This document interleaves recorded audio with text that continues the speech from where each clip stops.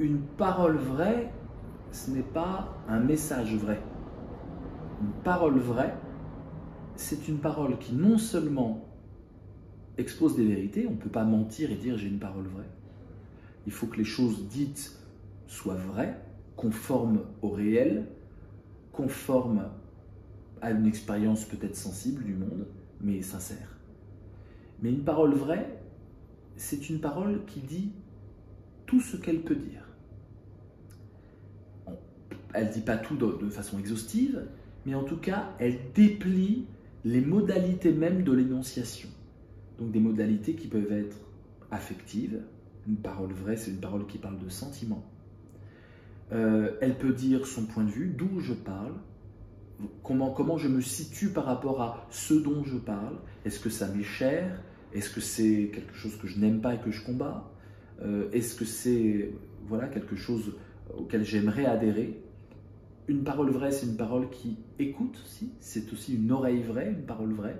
C'est une parole qui essaye de garder les conditions de possibilité d'un dialogue. Ça ne veut pas dire qu'elle ne peut pas faire de monologue, mais ça veut dire que même quand elle fait un monologue, elle laisse à l'autre la possibilité de participer, de comprendre et de tisser avec cette parole.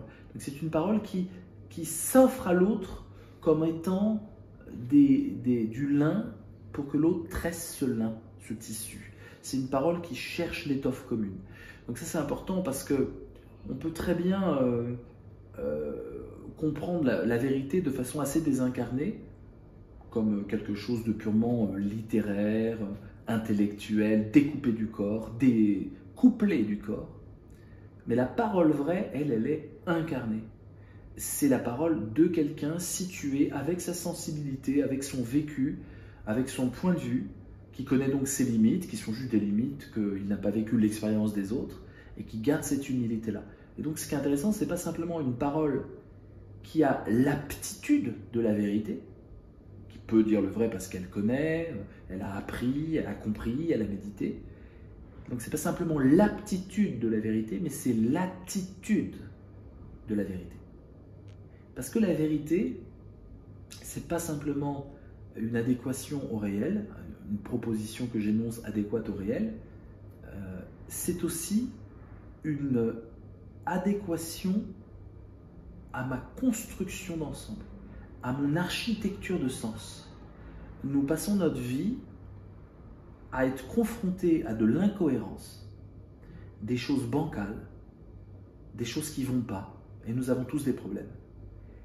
Et nous essayons, avec les moyens du bord, avec la connaissance, avec les cris, les coups, les larmes, nous essayons de tisser de la cohérence à partir des incohérences que nous éprouvons, que nous rencontrons dans la vie.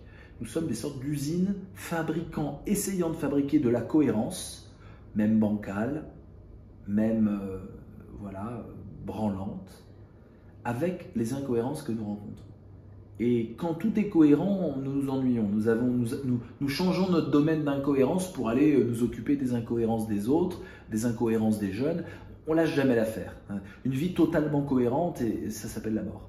L'être humain est fait pour avoir une gourmandise de l'incohérence, mais pour la transformer en cohérence.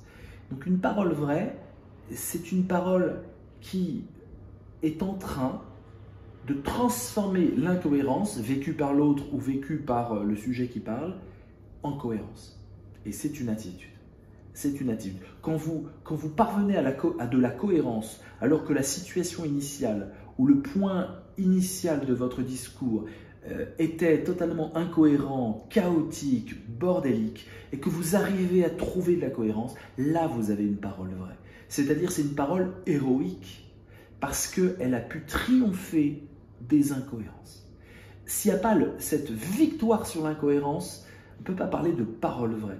Et donc on voit bien que la vérité, moi j'ai une vision assez dynamique, au sens d'énergie, dynamisme, l'énergie. La vérité, c'est le fruit dynamique d'un polémos, d'une conflictualité entre incohérence et cohérence. Et la vérité, c'est la victoire, c'est le V de la victoire. Et c'est le V de la victoire de quelque chose qui ne se donnait pas facilement. on aboutit à la vérité, on parvient à la vérité, on triomphe par la vérité.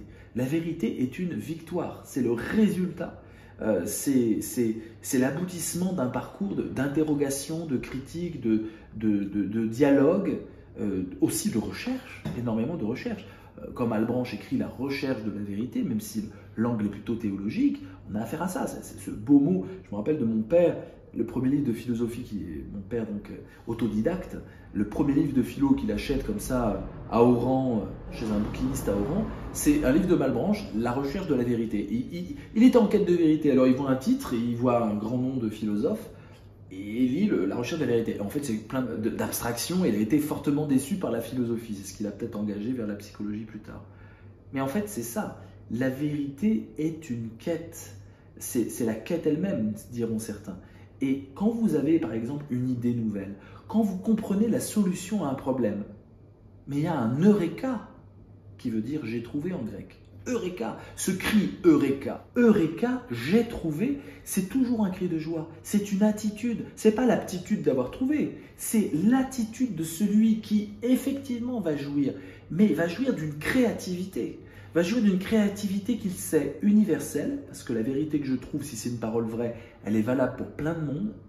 Voilà, je ne vais pas devoir me battre beaucoup. C'est un autre angle dans le scénario possible qui va peut-être faciliter la vie de plein de gens. Il y a une grande générosité dans la vérité. On ne parle pas de ma vérité, ça on est dans la logique un peu nombriliste, sinon une vérité ça se partage, une vérité c'est universel, une vérité on peut prendre la vérité des autres et en faire de la culture et en faire même de la civilisation. Donc il y a un immense cri de jouissance victorieux dans l'aboutissement de cette vérité.